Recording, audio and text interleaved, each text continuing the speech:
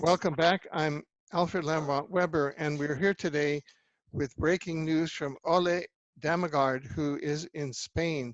Ole, please share with us your breaking news. Well, I tell you, these last few days since I blew the whistle on what I believe to have been a planned terror mass attack in Europe.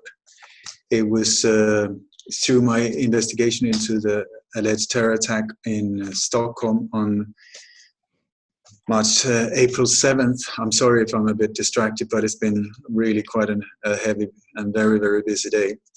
And while just a few days ago, we did a show where I blew the whistle on an upcoming mass attack on Europe, then that has nothing happened on the 23rd and the 24th of October, even though they were planned 39 big exercises in 5 different countries. And none of these, as far as I know, of these exercises have taken place. And as you know, when we look at these type of false flag operations, they are always preceded by drills. So the person that I came across and that really was the thing that made me aware of this was a man called Ole Dammegards, who is the chief of security at Landstinget in Stockholm.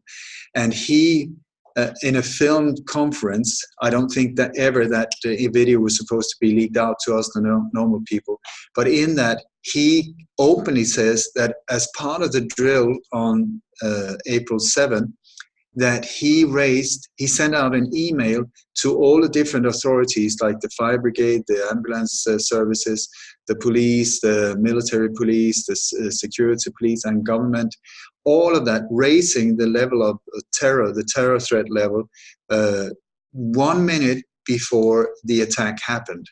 I mean, 1 minute before that, he went out and raised the terror alert level and started the whole procedure of all of these different things that we then saw as a terror attack on Stockholm. So it's like a smoking gun massively. So I started tracking this guy down, and I found that he was involved in a massive global network where they just celebrated their 500th meeting with the resilience network in many different cities and countries around the world. And these countries are all connected to NATO, as far as I can see, or a secret spy license that was created after the Second World War called 5 Eyes, 9 Eyes, 14 Eyes, or 41 Eyes, depending on where in Europe or where in the world these secret agreements are made and used. Anyway, so I also want to say that the word resilience seems to be like a code word for real terror. I'm not talking about fake false flag operations, but real terror, the terror that is aimed against us, the normal people in all of these different countries, all according to the New World Order agenda. So the more I looked into him, I fell over these different emails or Twitter messages where he was talking about 39 different targets carried out on October the 23rd and 24th in London, Manchester, England. That is the same date and country where the whole Brexit is just about to go down. It has now been delayed, I think maybe because we blew the whistle. The whole struggle about England trying to leave the European Union. And now I think that had these terror attacks happened, that would have then, because of security things, forced England back in line and stayed within the European Union. Then we have, because the European Union, NATO, these different big organizations is, according to my research, very, very highly criminal organizations, very much connected into this New World Order power structure, the dark, what do you call it, the deep state of the globe, more or less. That is some of these organizations that are there very, very nice and nice looking on the surface, but underneath you have this octopus that is holding us in this incredible grip. Anyway, so England is just about with the Brexit thing. Then we have Spain, because one of the cities were Barcelona, Spain. That is where there's right now a massive uprising from people there trying to liberate themselves from Spain and free the part that is called Catalonia. So that would then also have been sorted by this series of attacks. Sweden, where 2 nuclear power plant drills or disaster drills were planned. I think that these would have been blamed on Russia because they've been pushing this Russia as an enemy agenda for a long time in Sweden, trying to push Sweden into becoming an official member of NATO, which I think, if my research is correct, Sweden has been a part of NATO since 1954, but not officially on the paper. So that would have sorted Sweden as well, getting Sweden pushed into NATO. And then we have France, because one of these major cities was Paris. That is where they had a massive problem with the Yellow Vest movement. So that would also have been sorted with this series of attacks. Then we have Rotterdam, which is in the Netherlands. And there, I don't know, but the Netherlands has been very central in the creation of the Bilderberg group and also different elite networks and pedophile networks. So I don't know why Rotterdam, but that was one of these cities. And also, so all of these things, and then connected to October the 24th, which is the United Nations Day, the creation of the United Nations. So with an attack like that, if, let's say, for instance, these would be Muslim terrorists, I would suggest that it would have been that, losing their passports and their ISIS flag while trying to carry out these stuff. Some of these attacks would have been aimed at the United Nations. It's a classical false flag, thus creating the United Nations as the victim instead of the aggressor, and then the United Nations would have to defend itself. And I believe that the idea would then be to finally create the one world army, which they've been trying for a long time, where they combine the US military, NATO, the military force, and the United Nations, all of these 3 into what is called the one world army, there to control us, not to protect us. So very, very crucial these days.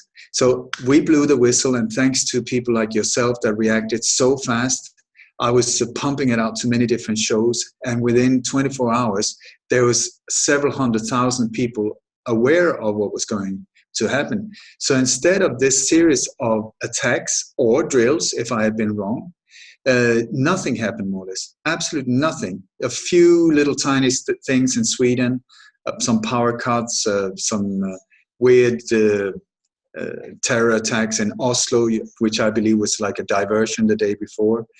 But instead, I was contacted by a freelance journalist in Brussels who said that we've been feeling that something big is being built up here, but we didn't understand what it was. And then I saw your warning, and suddenly everything fell into place. And then he said, "Are you aware of that? They just had on the 23rd and the 24th, they had a massive big crisis meeting in the NATO headquarters in Brussels, where all the NATO defense ministers had been called in." And in addition to that, we had, hang on 2 seconds, we had, he says that, are you aware that NATO scheduled an urgent meeting for all defense ministers on October 23rd to 25th in Brussels, which does coincide with your alert dates? That's his words, not mine.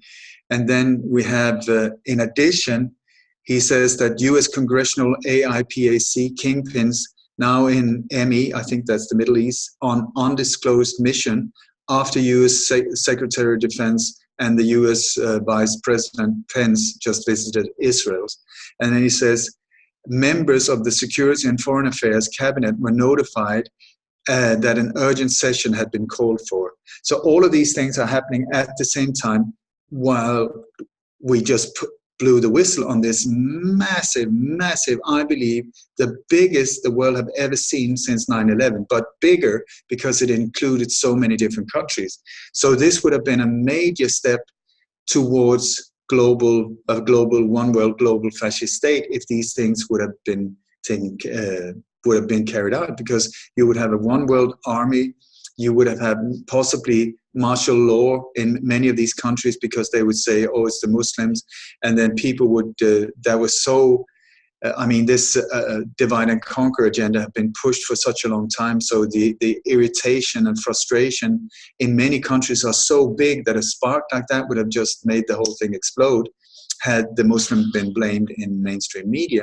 So these different countries would then go in martial law for our protection, and major step forward to a one world fascist state with a one world army, where they could then do mandatory vaccine things, mass vaccinations, mass chipping with the vaccinations, and also censor the internet in a very brutal way for our security, as always, because these terrorists would have then been accused of having communicated via Twitter or Facebook or social media, whatever. So for our protection, they would then censor the internet and bye-bye shows like yours, because this is platforms where dangerous information like that is being spread. And then we would have been served a small little, very controlled internet, commercially based, where they would decide what information we were allowed. So the ramifications of this are massive. I think that I've only scratched on the surface of what could have happened. So either I'm just speculating, or I'm onto something. I was onto something, because absolutely nothing happened instead of these, except of these emergency meetings in Brussels. We have people in Sweden that were in some of the biggest newspaper offices in Sweden, and he said it was very strange. I was there these 2 days that you're talking about, and they were packed of people, like they were waiting for something. He said it's more than double the amount of people that were normally there, and everybody was sort of waiting for something. He said, I didn't understand what. And then I saw your alert, and I thought, whoa! Suddenly that made sense. I don't know if it's true. I'm just referring to what he's saying. So then on October 25th, the Secretary General of NATO, Jens Stoltenberg, the former Prime Minister of Norway, which I have pointed out with a massive big accusing finger as one of the major players in the mass shooting on Utøya and the blowing up of the Norwegian government, as well as he's a Bilderberger, and then another Bilderberger was a key person in that drama as well, a former Prime Minister of Norway called Gro Harlem Brundtland. And she is also one of the architects of the Agenda 21, together with Maurice Strong. So we got these super key people together. Then now, when all of this went down, then suddenly we had, like we mentioned in the last report here, that Donald Trump, suddenly they found al-Baghdadi and they managed to blow him to smithereens. I'm sure, I haven't seen the details, but I'm sure he's been blown to so many small little pieces that he can't be identified. And I heard that the cave fell in, so they can't find the body, whatever. Absolute BS, if you ask me. So there's a lot of things going on here now where they're trying to cover and distract. They started all of these fires in California. Once again, with the word resilience is very, very central in these resilience things. And we're talking about Agenda 21 here in California as well. These fires that have taken place in California, in Sweden, in Portugal, and Greece are made by directed energy weapons. It's you can go to Lockheed Martin, their website. They brag about how you can use these weapons, and you can see the damages and how these fires are started, and it's not natural at all. And what they're doing is they're forcing people out of these beautiful nature parts of the country and pushing them into cities, because that is what it's all about. Agenda 21, push people into smart cities that are totally controlled with a digital grid and 5G and the whole shebang. Same in Sweden also. We had, I think, 88 fires going at the same time in Sweden last summer, something like that. People have told me, absolutely unreal. And then the neighboring countries like Finland, which has the exact same climate, the exact same nature type, nothing, not a single fire. So something weird is going on. So then Jens Stoltenberg, I lost the thread there, I come back now. He opened the NATO meeting on the 25th, and he looks terrified, absolute terrified. And his voice is like this. Welcome to the I exaggerate. I do not exaggerate. You go and find it on YouTube. You will hear his voice. And now I've just heard there's a European Union are calling for an emergency Brexit summit before Halloween. I mean, this is falling apart from them. They met, the European Union leaders met in Brussels, and now there's chaos around that. Also, I've just seen here today, NATO on the brink of implosion. And it says here, this is on a website called voltairenet.org. It says here, the defense ministers of NATO met on October 24 and 25th at NATO headquarters in Brussels. The meeting gave rise to fierce clashes between Germany, the Benelux countries, and France on one hand, and the United States and Turkey on the other. The former members of the defunct Warsaw Pact, eager to keep up their guard against Russia, smoothed the water. So NATO is on the brink of implosion, I would say, because of this. We have pulled the cover, and there's no way that they can cover their tracks. This has been a massive operation that has been planned for such a long time in great detail, and they have been so arrogant about it that it's on official websites. We can just follow the leads and show this whole thing, because it's too big for them to cover it up while in the build-up. And so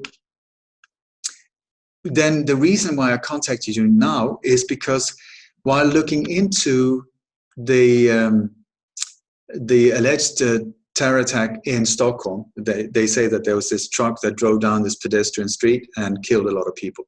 One of the people that is said to have been killed is an 11-year-old child, a girl called Ebba Åkerlund.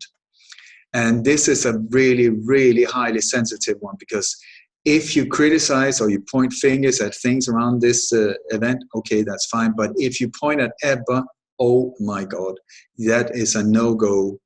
You cannot touch that. Well, I sent photos of her totally torn apart body.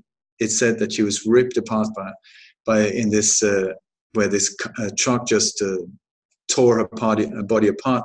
I showed photos of this body to a doctor who had been working in the emergency ward for more than 20 years. And she said, I don't know why you send a photo, because it's not a human body. And I said, well, how can you know that? And she said, if a body is torn like that, there would be a so-called complete bleed out, which would be with an 11-year-old girl, 5 to 6 liters of fluid, like lymph fluid and blood and so on. And she said, there's not a single drop. And by the way, if you look at the surfaces where this body has been torn apart, it's latex, it's rubber. So she said, that individual, that is not a human body at all. So in my presentation about Drottninggatan, this terror attack that I've done several while being on tour, I just came back from a very intense tour in Sweden. I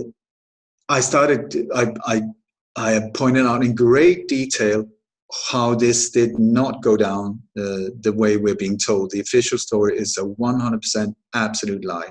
And that also, if this chief of security for Länsstyrelsen goes out and shows that they were the one that carried it out, which he does in front of a filmed audience, I mean, it's on record, he is the one saying it, then everything about this is a false flag operation, including that girl.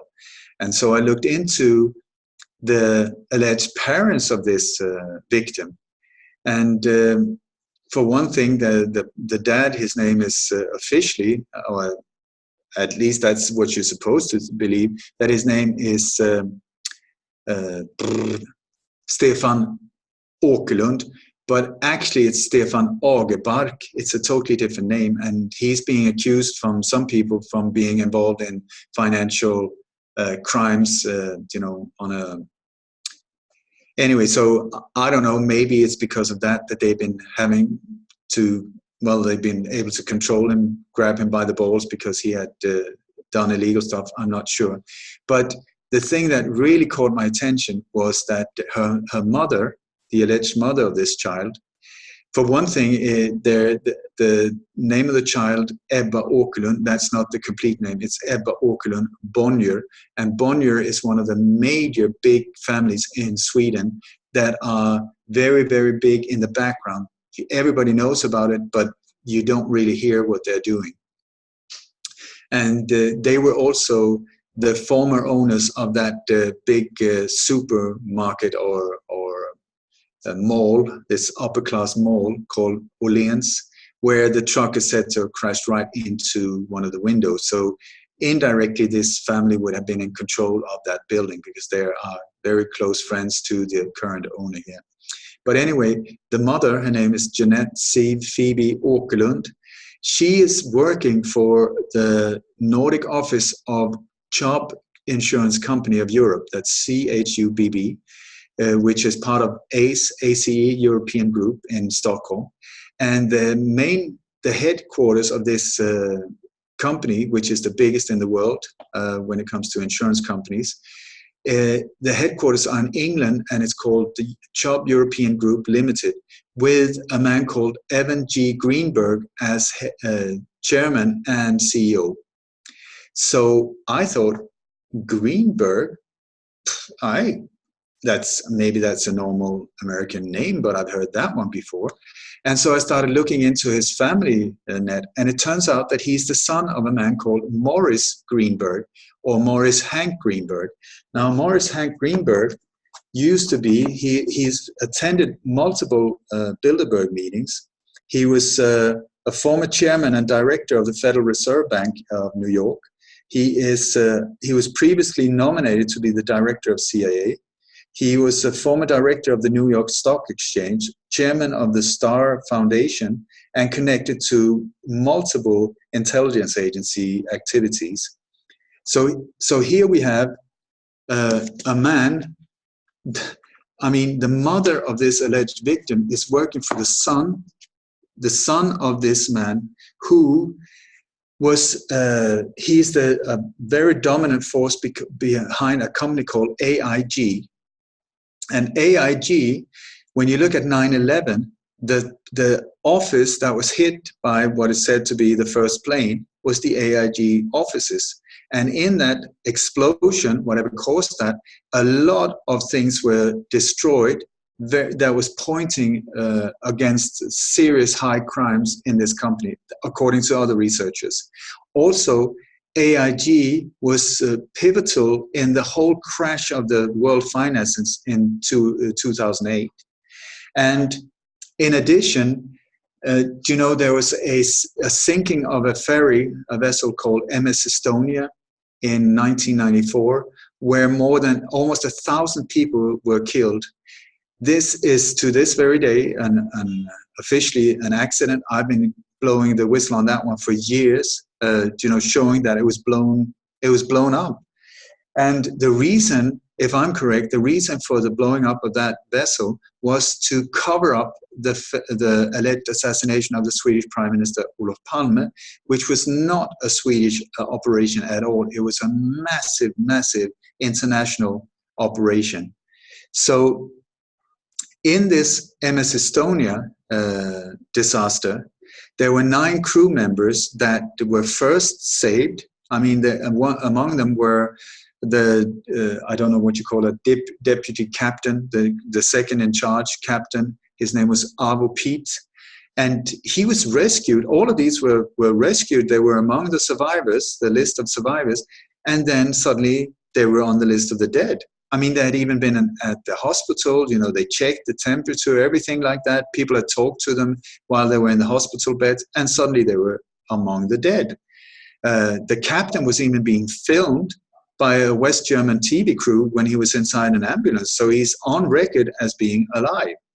And after he officially died, the Interpol put out a search warrant for him, even though he was officially dead. So a friend of mine, an incredible researcher called Sven Arnér, who's unfortunately not with us anymore, he managed to track down and find a way that these people disappeared. And there were two private jets that came to an airport called Bromma in Sweden. And one of them was a Gulfstream 4 owned by a company called International Lease Finance Group. Corporation, owned by a Swedish millionaire called L.E. Magnusson. And the other plane, it was a Boeing 727-200, register number VR-CTM, I think, belonged to a corporation called Larmac Aviation Cayman Limited. And this airline is under AIG, controlled by Morris Hank Greenberg, who is, by the way, a really good buddy, close buddy to Henry Kissinger, one of the worst war criminals ever alive. And my friend managed to find out that the fees at the airport for these two planes to land and take off were paid by the US Embassy. So where have these 9 crew members gone? Nobody knows. We're still looking for them, but they were taken out of Sweden, and God knows what happened to them. For some reason, I think because they knew too much of international. It was an international smuggle route, that ferry. So it was. That was not why it was blown up. It was because of covering up the traces going into the assassination of the Swedish Prime Minister. But it was also in that whole operation, it was uncovered that it was part of this international smuggle route from carrying advanced weaponry from the east into west after the Iron Curtain went down. So through this Hank Greenberg and the AIG Corporation, we have now direct connections between 9/11, the finance crash in 2008, the international crash of, everything went down, the blowing up of MS Estonia and killing 1,000 people there. Did I say the assassination of the Swedish Prime Minister? Then we have also direct connection with the alleged terror attack in Sweden in 2017 that then led us into this terror attack here, planned mass terror attack on Europe on October 23 and 24. So I tell you, Alfred, I believe that this is the biggest thing ever that is being uncovered here now, where all of these dots are being connected, and what I've been saying for so many years will turn out to be true, that what we're looking at is a global state-sponsored terror attack on humanity, and it's been carried out by the same forces over and over and over again, disguised as terror attacks, but actually NATO coordinated attacks with the US Army, with private contractors, with the Gladio network, being carried out in multiple different countries as terror attacks in Europe and mass shootings in the US. All of it to break the back of modern society so that we would just bend over and welcome the New World Order. This is amazing that you've been able to put together this integrated picture that goes back to 9/11 and probably even back to the assassination of John F. Kennedy.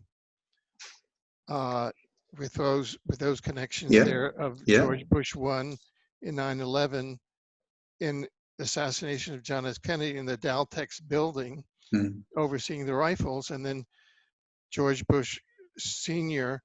hosting the Saudi businessman at the time of 9/11 while his son was doing the thing at the children's school, and then forward, right? Yeah. No, George Bush Sr. was the paymaster of Operation 40. He was in the Daltex bill. And his father, Prescott Bush, was the one that funneled the funds into the Hitler war machine. And his grandfather was the one that was part of faking the so-called Zimmerman telegram that got the US into World War I. So everything is being pulled together here by these threads. So what I would very much ask you, Alfred, if you could please put this online as soon as possible, because they will try to shut it down.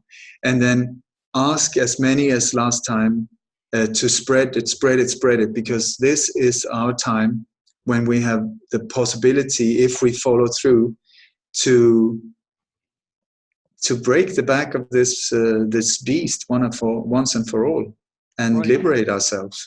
Could I ask you just one or two brief questions? In your evaluation, where do you see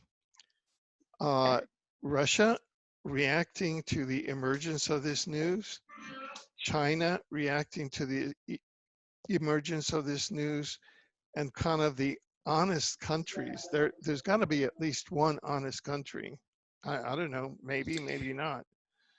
Alfred, I'm the wrong person to ask. I don't know the bigger picture when it comes to these countries, but I know that this is breaking the whole thing apart. So happy days ahead, I think, if we can just keep spreading this information. Right. So this is basically the Western fascist false flag NATO matrix. North America, 9/11, JFK, Western Europe, Gladio. It's all in Parliament there. Attacks, Paris attacks. It's all in there. The whole thing. It's what I call the global tour of terror has come to a very abrupt halt. Abrupt halt. Well, that's good news indeed. It is. I know that we're going to get this out, but you always manage to transform the energy. Okay, so I need to rush, but okay. But I will do the prayer. Yeah, sure. And also where people can get hold of you. My website is Light on Conspiracies, and I'm extremely, donations extremely appreciated, or membership areas, my newsletter where you can follow all of the predictions I've done. I mean, I think it's up to 59 now of these terror attacks that I predicted and hopefully stopped. So quite a good track record, I would say. Anyway, so the intention, as always, is to liberate this world, and so it's up to us to create a beautiful future for everyone. And there's this prayer that I absolutely love, and it goes like this. May the entire universe be filled with peace and joy, love and light. May everyone, and especially the ones who hurt us, be filled with peace and joy, love and light. May the light of truth overcome all darkness, so victory to that light. Ole, thank you profoundly for the deep work that you're doing, bringing all of this to light. I know that you have to run now, you have to leave, but you truly are doing light on conspiracies. Thank you so much, Alfred. Right. Please share it, and and bless us all. Yeah, and please feel free to come back as events develop. Fine. Thank you. Thank you so much, Alfred. Totally.